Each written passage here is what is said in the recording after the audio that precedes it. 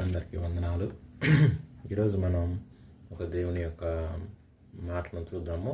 మంచి మాటను. సామెతలు 11వ అధ్యాయము 17వ వచనం ఏం సెలవిస్తుందంటే, దయగలవాడు తనకే మేలు చేసుకొనును, క్రూరుడు తన శరీరమునకు బాధ తెచ్చుకొనును అని దేవుని యొక్క వాక్యం సెలవిస్తూ ఉంది. ఎవరైతే దయగలిగి ఉంటారో, ఎవరైతే ఎదుటివారి పక్షాన దయగలిగి ఉంటారో వారికే మేలు చేసుకుంటారు. ఎవరైతే ఎదుటివారి పక్షాన క్రూరంగా ప్రవర్తిస్తారో వారికి వారే హాని చేసుకుంటారని దేవుడి యొక్క వాక్యం సెలవిస్తూ ఉంది.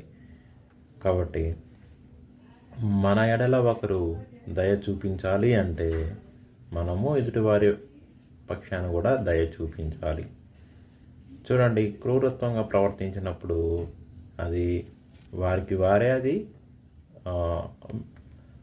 మంచి జరగదు, వాళ్ళకే బాధ అనిపిస్తుంది ఆ క్రూరత్వం కలిగినప్పుడు. అదేవిధంగా ఆ క్రూరత్వం ఎదుటివారి వైపు చూపినప్పుడు ఎదుటివారు కూడా మనసు గాయపడుతూ ఉంటుంది. కాబట్టి ఈ క్రూరత్వాన్ని వదిలి ప్రేమను, దయను, సహనాన్ని, ఓపికను కలిగి ఉన్నప్పుడు వాటి ద్వారా అందరికీ మంచి జరుగుతుందని దేవుడి యొక్క వాక్యం సెలవిస్తూ ఉంది.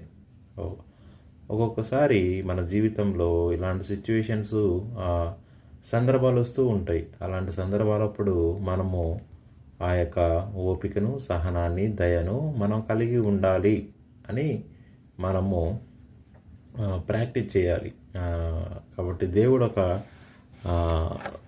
సమయాన్ని మనకి ఇస్తాడు. కొన్ని సందర్భాలు, ప్రతికూల పరిస్థితులు మన జీవితాల్లో ఇచ్చినప్పుడు దేవుడిని కలిగిన బిడ్డలుగా దేవుడు మన హృదయాల్లో కలిగి ఉన్నాం కాబట్టి మన క్రియల ద్వారా మనము అది బయట సమాజానికి వ్యక్తపరిచినప్పుడు వారు కూడా దేవుని యొక్క క్రియలను రుచి చూస్తారు.